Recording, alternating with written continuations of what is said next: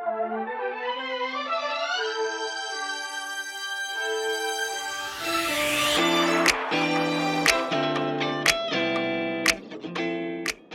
so this morning's call is revolving around the word resilience.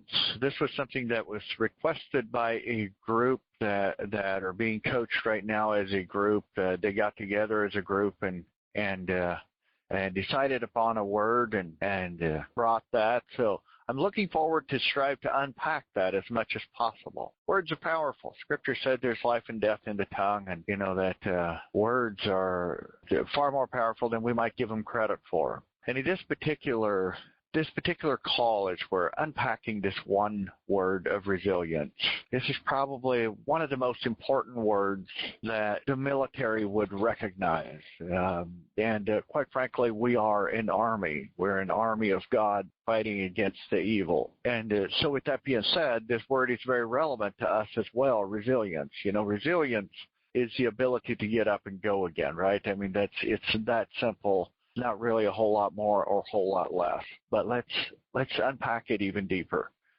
Many people walk around with hurts, with bitterness, with grudges, with regrets, with all these things. They've been wronged and they have done wrong to others. They've done things that they feel guilty about. But resilience helps us make right choices in those moments. We can either bow down to bitterness or we can rise up in resilience and move on. We've been maybe wronged in relationships and business opportunities and things taken or done against you. And we either get to rise back up in resilience or slink lower in despair. And the enemy would have us to go in despair, but resilience is what pulls us out. When your mind can build that mental resilience to pull yourself back up and go again without carrying bitterness. Bitterness is an easy thing to carry. It's a hard thing to get rid of, but it's a internal poison that will ultimately kill us. It's like one wise man once said, carrying bitterness is like drinking poison and hoping it hurts the other person. Resilience is what raises us up and helps us move forward, what helps us rise beyond the circumstances. Our conscious mind wants to see circumstances and wants to see that as the problem or as the thing that's wrong in their life, but resilience looks beyond that, gets up and goes on. Person that possesses true resilience has virtually no limits. You know, resilience realizes that you're not going to conquer every giant the first round. You might take several rounds to conquer that giant. The giant that lies within, the giant of laziness, the giant of procrastination, the giant of bitterness, the giant of frustration, all those giants that lie within. Resilience understands that we may not defeat all those giants the first round in the ring, but every time we get up and we go again, the giant becomes a tiny bit smaller, and we keep fighting. We keep moving forward. That resilience, even though we might have taken a step backwards, doesn't focus on the step backwards. It focuses on that next step forward again. Resilience gets up and says, this wasn't right. I should not have done that, or it should not have been done that way, or that should not have been done to me, or whatever it is that resilience recognizes. But resilience doesn't stay there. It doesn't focus on it. It gets up, it brushes off, it takes the next step. It moves to the next level. It commits itself to the next element of growth. Resilience says, I need more mental workout, which is what we're going to be working on tomorrow morning. Resilience realizes that if we stop, we start to decay. But resilience understands that regardless of how tough it might feel, how many tears that might have been flowing, we must get up and take that next step. We must move forward. We cannot let any current circumstance stop us. Even if it might have stopped us for just a moment, it's time to step back up and move forward. You know, the people that have done the greatest things on this planet that we read about, talk about, and appreciate and love today did it with great resilience.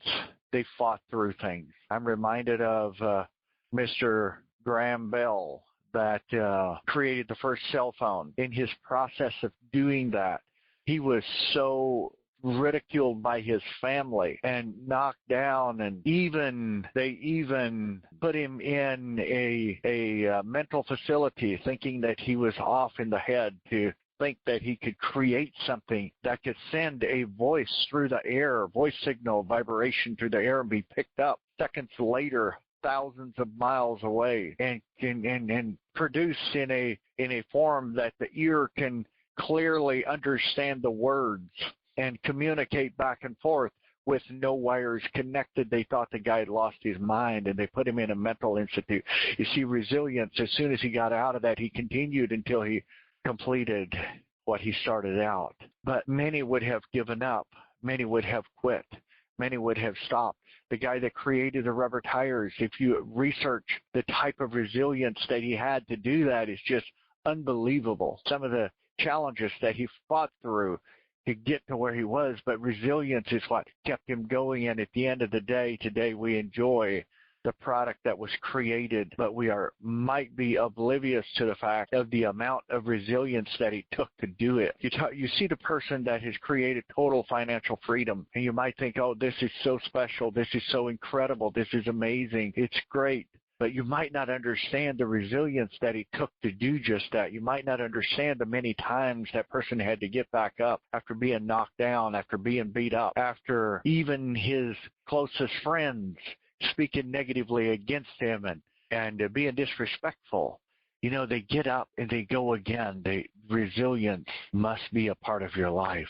You see, it's not easy to have resilience. If it was easy, everybody would have it, would develop it, would create it. Tomorrow we're going to talk about mental workouts, which helps build that resilience. But the choice to be resilient must start in your mind. It must start where you make a choice to be resilient to the things that are going on around you. I had visiting with a gentleman that had a very bad thing happen to his home, and it burned it down completely. And as we were talking, he was concerned that his pump had been destroyed due to the electrical currents arcing and going backwards the wrong way, and due to as the fire was burning, it was connecting wires in the way it was supposed to. And as we were talking about it, somebody brought up the fact that no, those types of pumps that are in his well are very resilient. And I thought that is quite ironic to hear that the pump is very resilient. It will probably not be affected, and later to discover that no, it was not affected, didn't phase the pump at all. It was very resilient. The fire went through right beside it, 4 feet away, didn't affect it, and all the electrical currents that were going every direction in that point in time before it was completely shut down didn't affect it either. It was very resilient to what was going on. I was reminded of what it takes to be successful. We must have that type of resilience. When everything seems to be going chaotic and currents are flying in every direction, we must still be able to stand up, stand tall, stand strong, keep moving forward, and being resilient in the face of adversity, in the face of controversy, in the face of when people don't understand. You know, people will test you to your core when you're working your way up through, breaking through that crust. It's when the crust is the toughest, is when people will strive the hardest to talk you out of your dream, your vision, your goal. They'll talk about you and talk about the things you do that aren't right, the things that you've done that shouldn't have been right, and whatever it might be that they'll do to try to mentally disrupt you and keep you from moving forward and keep you from moving up through there and breaking that crust. It's those moments that not only is the crust fighting you, that lid that's on top of you, it's everybody else is trying to prevent you from doing it as well, because you're kind of almost at your weakest point, but you're also closest to your breakthrough. It's what Scripture says, that light comes after the darkest hour. It's when light loves to show itself. But many people never see the light because they never break through that darkest hour. They give in that moment. They break down in that moment. They say it's too hard. It's impossible. I can't do this anymore. It's over. And then for some it is over. It says Les Brown has said, and did a great job in saying it. He said that the graveyard is the wealthiest place on earth, where so many dreams have died with the person because he didn't have the courage to step up and go after it, to actually pursue it. He was too worried about what people might think, and then never did it. The person that was building the first cell phone, if he'd have worried about what people thought, we wouldn't be talking on a cell phone today. The man, resilience is a beautiful thing, but it doesn't come free. It comes with a mindset that you're going to have it. And then you start working towards it. You align yourself with people that have resilience. You quit listening to these people that tell you what you want to hear and don't tell you what you need to hear. You see, when you connect yourself with somebody that tells you what you need to hear, you just try to make life tough on them in some way, shape, or form if possible. You kind of get even, but the true leader doesn't do that. He connects himself even closer and says, how can I take that next step? How can I rise above these circumstances? How can I belittle the circumstance and make myself larger? That's what resilience is all about. Resilience isn't interested in amplifying the problem, letting the world know about the problem. Resilience is interested in letting the world know about the victory. But many people thrive on amplifying problems. And guess what you get more of is problems. But resilience rises up above problems. Resilience moves forward in spite of problems. Resilience brushes it off and continues. Resilience gets back up even when you look like a fool. It gets up and takes that next step, continues moving forward. Resilience simply doesn't quit, and resilience always wins. But there's a price to be paid to be resilient. But let me tell you something very clearly. The price you pay to not have resilience is far greater than the price of resilience. It just feels different. The price you pay for not being resilient is, one, you don't have to face your fears. That feels better. Two, you can excuse yourself right out of doing well. You can do it many different ways. You can do it scripturally. You can do it many different ways to excuse yourself out of doing well for yourself, your family. That's not a problem. That's available. You can do it. It sounds good. People will buy the story. But the price you pay is living below your God-given means. That empty feeling, that feeling that says, I could have been more, I could have done more, I could have had more. Where could I have been had I just made that choice and stayed the course? Where would I have been today? I look back sometimes and I see financial choices that I made years ago, and sometimes I allow my mind to just go, where would I be today if I had not have made that choice the way I did? But then I realize I wouldn't be where I'm at right now. I wouldn't be serving other people because I wouldn't have had that scenario, that opportunity, that incident of where I made a terrible financial choice and totally it took 5 years away from myself of having to rebuild and recoup a stupid financial choice. But see, resilience is then what could step in and start building my character. It's that time when people speak against you quietly, you know they are. That resilience says, not a problem, not my deal, not my problem, not my business. I have no time for that. Help yourself. I love you the same. Next, and moves on. Resilience just keeps on going on. Resilience doesn't know defeat unless it is the enemy that's trying to destroy it.